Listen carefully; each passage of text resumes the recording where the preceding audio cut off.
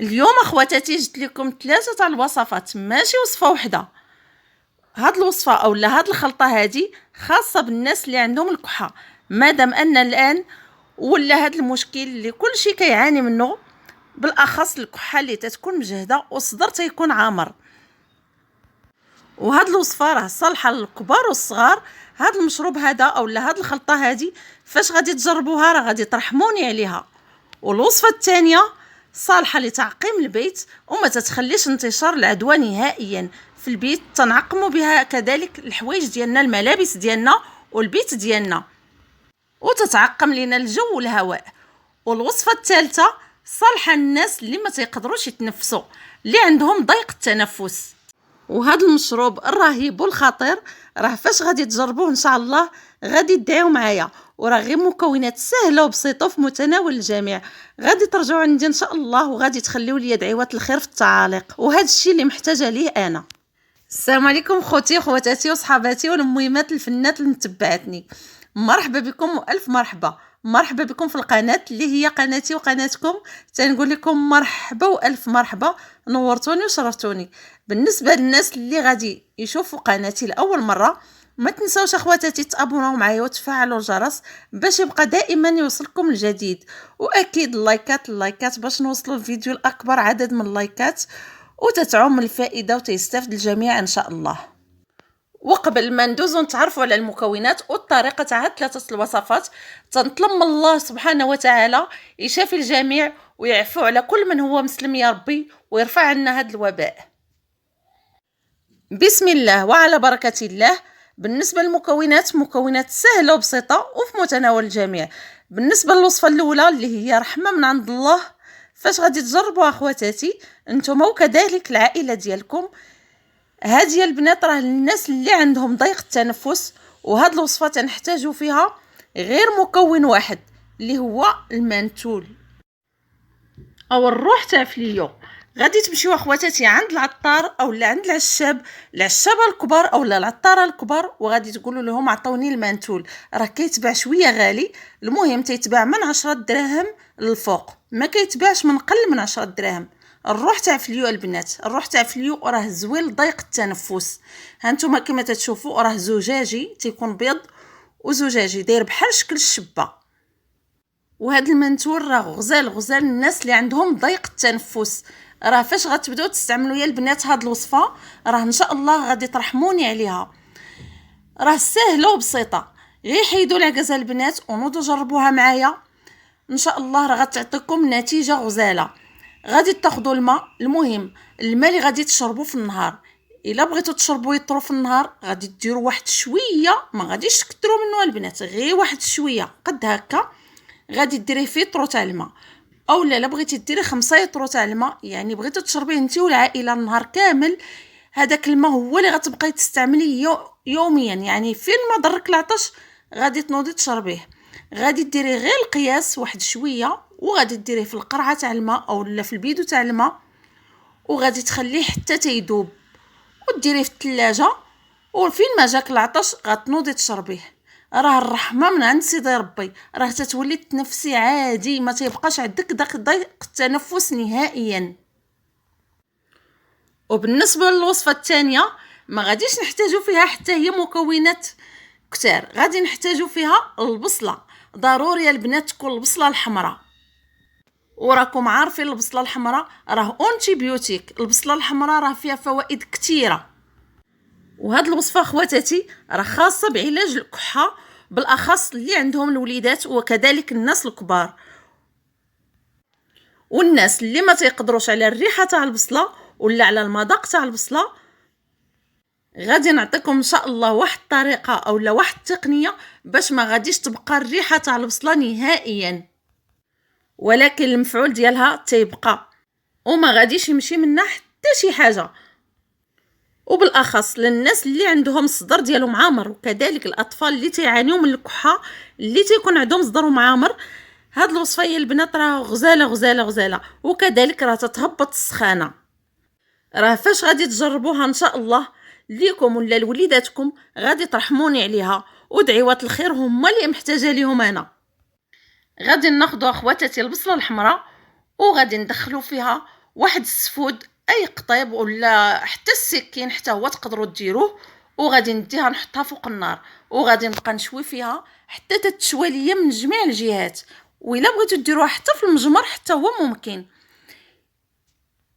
عرفتوا يا البنات علاش درتها في القطيب؟ باش نتحكم فيها، باش نبقى نقلب فيها من هاد الجهه ومن هاد الجهه حتى تتحمر ليا كامله، يعني حتى تتولي ليا ديك القشره ديالها كحله والداخل ديالها تيطيب.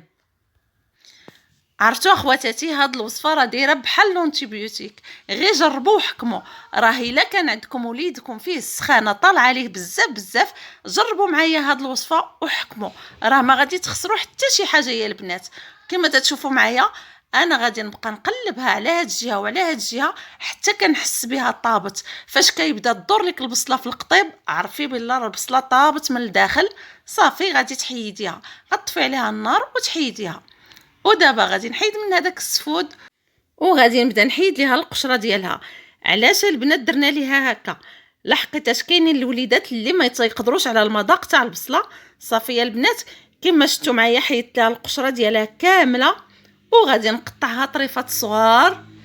المهم اخواتاتي غادي نبقى بهذه الطريقه حتى تنقطعها طريفات صغيورين هكا كما تشوفوا معايا، وغادي نخليها حتى تبرد وغادي نرجع معكم.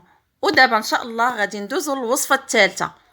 وهاد الوصفه يا خواتاتي راه صالحه لتعقيم البيت، ما تتخليش انتشار العدوى نهائيا في البيت، تنعقموا بها الفراش وكذلك تتعقم لنا البيت ديالنا والهواء والجو. سبحان الله، رائعه رائعه جدا جدا البنات. واول مكون عندنا فيها هو اوراق الكاليبتوس. اوراق الكاليبتوس البنات راه موجودين عند العطار، تمشي تقولي لي عطيني غير 2 دراهم راه تعطيك فيهم الخير والبركه. وكذلك الناس اللي حداهم الشجر تاع الكاليبتوس يحاولوا يستافدوا منه. وانا تنفضل اخواتاتي اوراق الكاليبتوس خصهم ما يخطاو حتى شي بيت. غادي نضيف منه واحد الكميه في واحد الكاسرون كما تشوفوا معايا، وغادي نضيف عليهم المكون الثاني. المكون الثاني البنات اللي هو الخزامه. كما تتعرفوا الخزامه راه رائعه ومطهره كذلك وتتعقم لنا البيت وتتعطينا واحد الرائحه غزاله غزاله غزاله ما نقول لكمش البنات. غادي نضيف منها خواتاتي معلقه كبيره. المهم البنات انا غنعطيكم هذا القياس وانتم الا بغيتوا تضاعفوا الكميه ضاعفوها. غير ما تنساونيش اخواتاتي من واحد اللايك في هذا الفيديو. وغادي نضيف ليه الشيح. وراكم عارفين البنات بلا ما نحتاج نهضر لكم على هذا المكون الرائع اللي بلا حتى شي حاجه لا قدر الله هاد الامراض راه معروف علينا كمغاربه تنطهروا البيوت ديالنا بالشيح. كيف ما قلت لكم اخواتاتي الشيح راه رائع في التعقيم وتيطهر كذلك، راه حتى هو داير بحال لونتيبيوتيك. غنزيد عليه غنضيف واحد المعلقه كبيره على الخزامه وعلى داك الكاليبتوس. غير ما تنساونيش اخواتاتي من التشجيعات ديالكم باش نوصلوا الفيديو لاكبر عدد من اللايكات، باش يوصل اكبر عدد من الناس وكل شيء يستافد ان شاء الله وتعم الفائده يا ربي. ودابا غادي نضيف الماء الكافي. المهم البنات غادي نديرهم فوق النار وغادي نخليهم حتى تيطبخوا ليا باش ديك الرائحه ديالهم الزكيه تتبدا تطلق لينا في الدار. ودابا غادي ندوزو نكملوا الوصفه الثانيه. بعد ما بردت لينا ديك البصله خواتاتي غادي نديرها في الكاس تاع الخلاط الكهربائي كما تتشوفوا معايا، وغادي نضيف ليها كاس معامرش تاع الماء وغادي نطحن مزيان مزيان. المهم اخواتاتي قد ما لقيتو طحنوها طحنوها، راه هي طايبه ودغيا كتطحن لينا مع داك الماء. ودابا غادي ناخذوا اخواتاتي واحد الصفايه واحد الكويس وغادي نبداو نديرو داك العصير تاع البصله. غادي نبداو نصفيو فيه مزيان من دوك الشوائب اللي فيه. غادي ناخذوا غير العصير ديالها، اما هذاك التخت غادي نلوحوه. المهم غادي نبقى بهذه الطريقه هذه حتى تنحصل غير على العصير تاع البصله. ها هو يا البنات. وضروري غنزيدو فيه واحد المعلقه تاع العسل الحر. وبلا ما نتكلم لكم اخواتاتي على المنافع تاع العسل الحر، راه رائع رائع بزاف بزاف للكحه وراه فيه منافع كثيره للصحه اخواتاتي. المهم اللي بغى يشربها هكا كيشربها، ولا اللي بغى يحليها بالعسل الحر يحليها. الا ما كانش متوفر عندكم العسل الحر بلا ما ديروه. ودابا غنعطيكم الطريقه ديالها كيفاش تستعملوا هاد الوصفه. بعد ما تيذوب لكم داك العسل الحر اخواتاتي غادي تشدوا داك الكويس وغادي تغطيوه. غادي تستعملوا هاد الوصفه 2 مرات في النهار. يعني المره الاولى فاش بحال غادي تنوضي من النعاس او لا ينوض الوليد ديالك من النعاس وعطيه معلقه كبيره، وفاش غادي يبغي ينعس حتى تيبغي يدخل الفراش ديالو هي اللي عطيه معلقه كبيره. وكذلك هاد الوصفه راه صالحه حتى للكبار، ماشي غير الوليدات الصغار، راه حتى الناس الكبار راه نافعه ليهم. علاش قلت لكم اخواتاتي باش تشويوها؟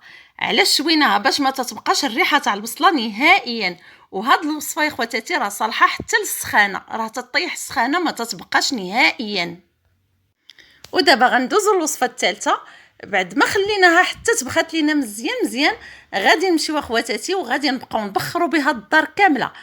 كيف ما تيقولوا الناس راه الوقايه خير من العلاج. عرفتوا اخواتاتي هاد الوصفه راها غزاله بزاف، وقد ما تبخات قد ما تتعطي واحد الرائحه زكيه في البيوت. المهم اخواتاتي دائما من الليل شدوا هاد الوصفه وديروها فوق النار وتبقى تطبخ لكم مزيان. وفاش تبغيو تنسوها كحلوا النوافذ تاع الدار ودوروها على البيوت كاملين، وكذلك الفراش حتى تدوروها تتبخروا الدار كامله. ومن بعد البنات هي اللي سدوا الشراجم، وغادي تشوفوا ما شاء الله التعقيم كيفاش داير عندكم في الدار. راه ما غاديش تبقى العدوى نهائيا في البيت ديالكم البنات.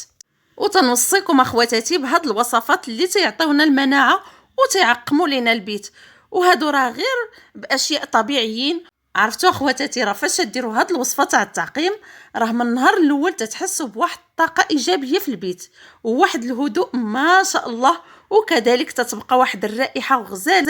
وتنطلب منكم اخواتاتي قد ما لقيتو تبارطاجيو هاد 3 تاع الوصفات بارطاجيوهم، الله يرحم لكم الوالدين باش تعم الفائده ان شاء الله ويستافد الجميع.